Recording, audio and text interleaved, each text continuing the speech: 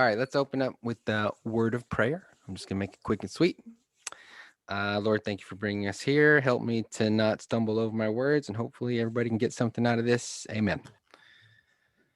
Okay, so I'm calling this Finding God in the Dishes. But first off, let's check and make sure, does everybody have their favorite snack? I brought beef jerky. I see, what are those? You both have pretzels? The same pretzels. That's awesome. Dot's pretzels, they're amazing. Nice. All right, and just make sure you have this handy. We'll use this later on in the lesson. And then just a pen and pencil if you want to take some notes for yourself, but don't worry about it. So I want to show you some ways to practice mindfulness. And when you think of mindfulness, you probably heard of mindful meditation and focusing on your breathing. That's the most basic form of mindful meditation. So let's practice that together real quick. So everybody close your eyes and get to a comfortable position. Now, when I say we're going to do an inhale through the nose to a 5 count, all right? And here we go. In, 1, 2, 3, 4, 5, and hold it. Now, how does that breath feel? Feel it filling your lungs. Expand your belly. Let the air go into the bottom of your lungs, hitting all those receptors. How does it feel inside your chest? The expansion. And not yet, but when I say release, you're going to exhale slowly to a 10 count, making sure you can hear the exhale like this. Ready? And release. 1, 2, 3, 4, 5, 6, 7, 8, 9, 10. Now hold that. We're holding at the bottom. Now feel your body in its position in your chair. What does your chair feel like on you? What does your clothes feel like on your skin? You can go ahead and start breathing normally. Keep your eyes closed. Can you feel the weight of your shirt on your shoulders? Are your shoulders tensed? You need to relax them. Feel all the different hairs on your head. Is your jaw clenched? You need to relax that. How about your legs? What position are they in? Do you feel some aches there? Do you need to move them? Just pay attention to every muscle that you have. And as you do that, start to move a little bit outward. What does the room sound like?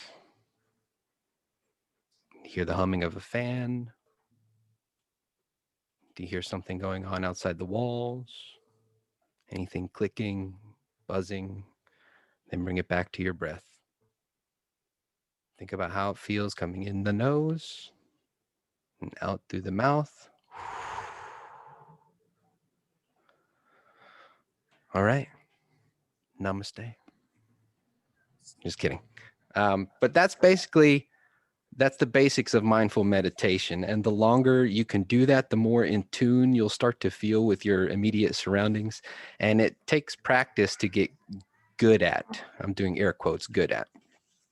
And it's a way to bring your concentration back inwards so the stresses of the world feel a little distant.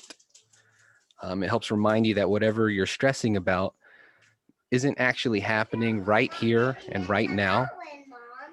And some of those fears or things that you're anxious about, they may never be realized anyway. I mean, the things that you're afraid might happen, might not even happen. So it's a way for you to let go and focus on the right here and right now. And it reminds me of Psalm 46:10, which is, be still and know that I am God. And I always come back to that verse when I think of what it means to be mindful and meditate. So, the things you might be worrying about, like, am I going to fail this test coming up? Am I going to play terribly at the next basketball, baseball, football game? But those things haven't happened yet. You can focus on the here and now, and that's what's really helpful about mindful meditation. So now let's talk about taking that meditation and mindfulness into other areas of your life and how you can apply it every day, starting off with a simple chore, hence the name, finding God in the dishes. So I often get overwhelmed and stressed and anxious with the number of things that I have to do, albeit projects for work, home maintenance, parenting. Not many here have that problem. Um, Regular everyday chores, and in this instance, the dishes. So, by show of hands, just let me see. Have you ever looked at a project, or do you have something right now where you're looking at it and you're saying, I have so many things to do. I don't know where to start. I don't even know where to begin. I'll never, ever get this done. So most people in here. Um, and it's easy to fall into those lines of thinking and start becoming a ball of stress. So when I get like that, I like to apply a practice for unloading the dishwasher. And in our house, we've split up the dishes into two steps. My wife loads the dishes, and I put away the clean dishes once they're clean. I got the sweet part of that deal. I don't know why she agreed to that, because I don't have to touch dirty food that's been sitting in the sink. But that's neither here nor there. But think about it. When I open up the dishwasher, I'm sure the Emery clan has this problem. There's probably a ton of dishes in there. I mean, you've got forks, spoons, knives, utensils, cups, bowls, plates. All these things are in there staring you in the face whenever you open the dishwasher.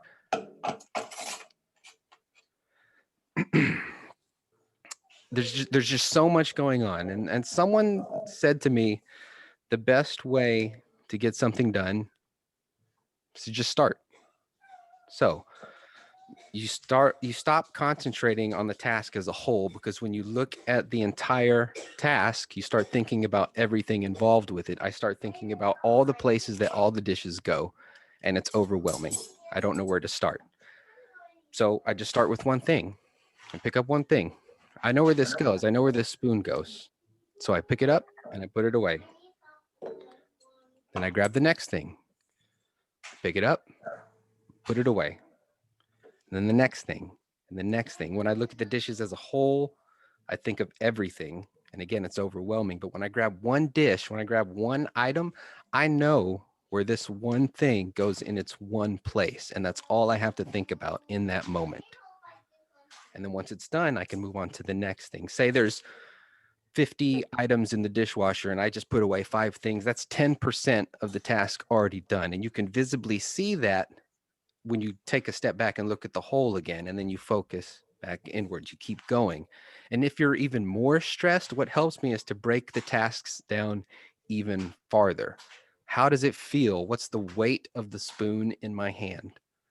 How does it feel? Is it smooth? The reflective surface? What does it feel like? My elbow bending and my fingers clenching around it as it moves from its place in the dishwasher to its place in the silverware drawer. You can break it down even further depending on how stressed you are, to bring yourself even more in tune with that moment. You just remember how your body feels.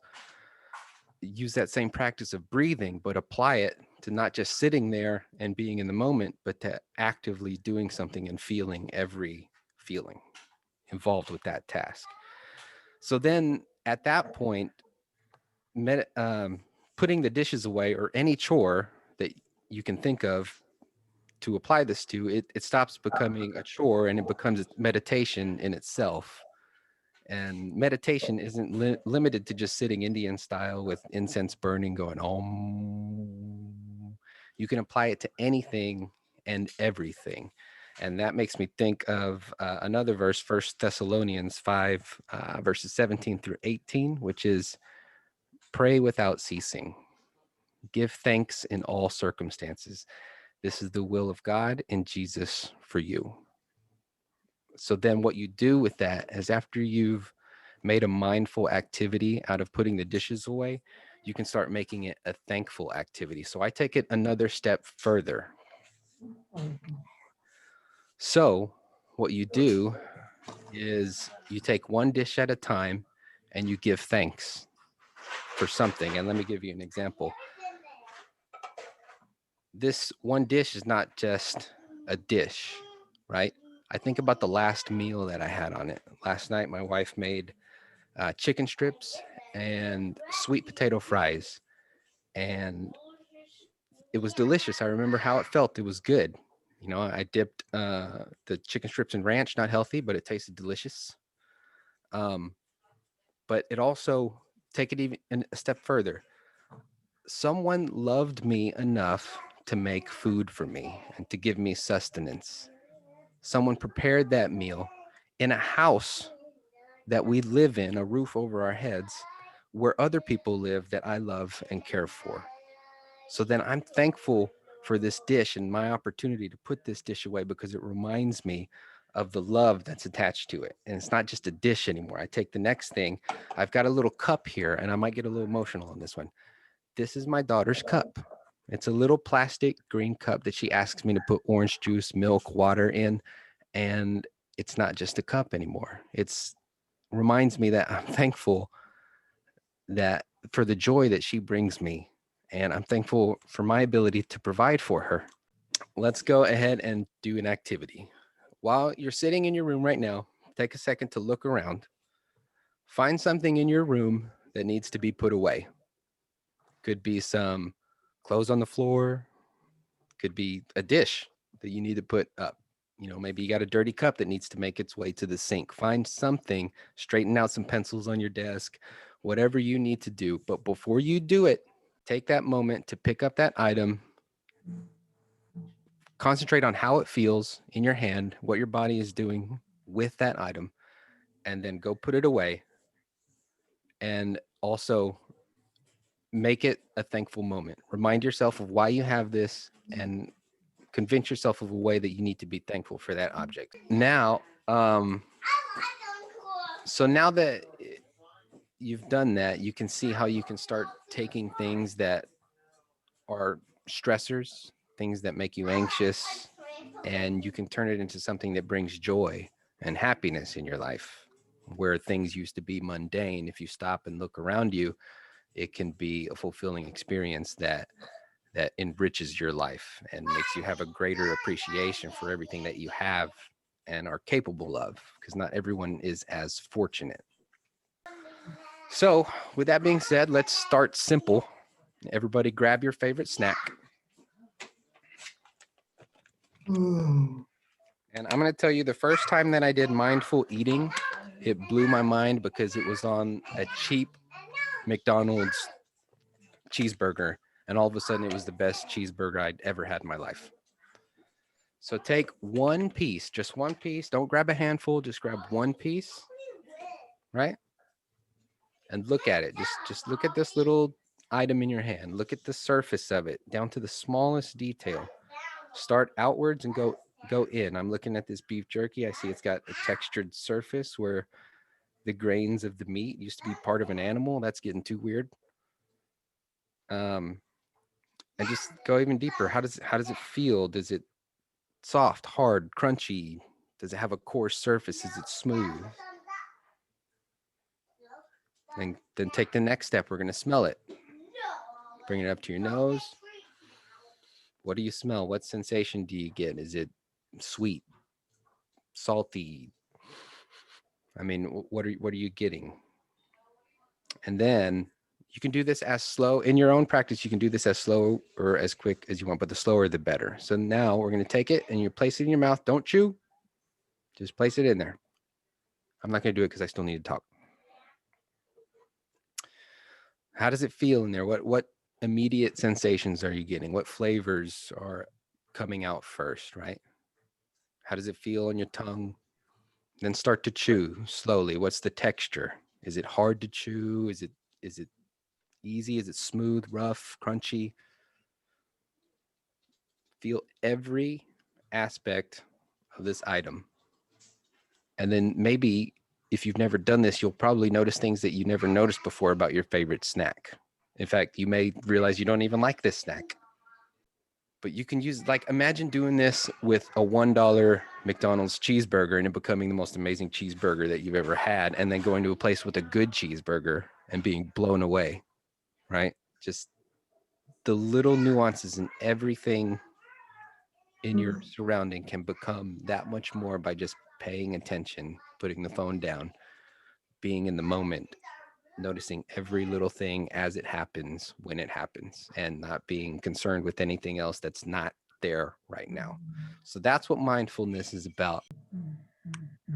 So just a little background on how I got here with all this, like, because I'm a big advocate for mindful meditation, and I discovered it basically after coming back from my time in the military, where I developed some just anxiety and depression disorders. So that has been probably the most helpful thing that I've ever done for those aspects of my life. And you know, if ever you are stressed about something, it is so simple to get, it's so easy to get focused on things that are not right here and right now. And that's where a lot of my stress comes from.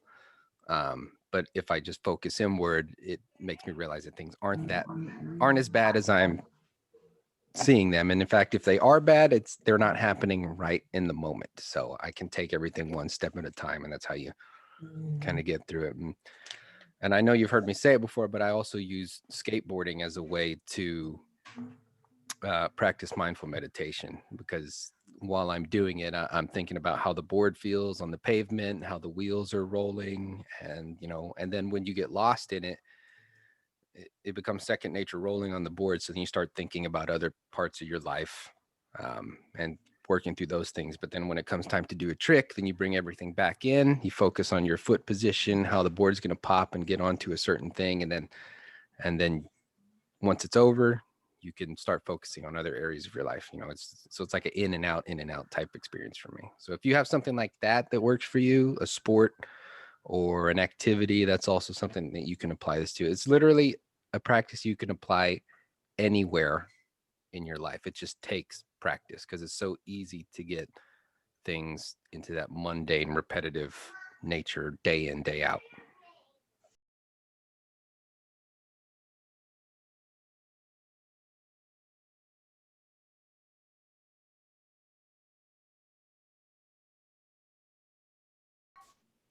God, we give you thanks for this amazing day. We give you thanks for DJ and this special message he was able to deliver this afternoon. We give you thanks for each student present here, for all of our mentors, and we just give you thanks for allowing us to learn more about mindfulness, God. Please allow us to practice this throughout the week, really throughout the rest of our lives. It's something very valuable, God, and we just give you thanks for that. All of this we give to you, God, in your name. Amen. All right, everybody thank DJ, because this was wonderful. It was so good. And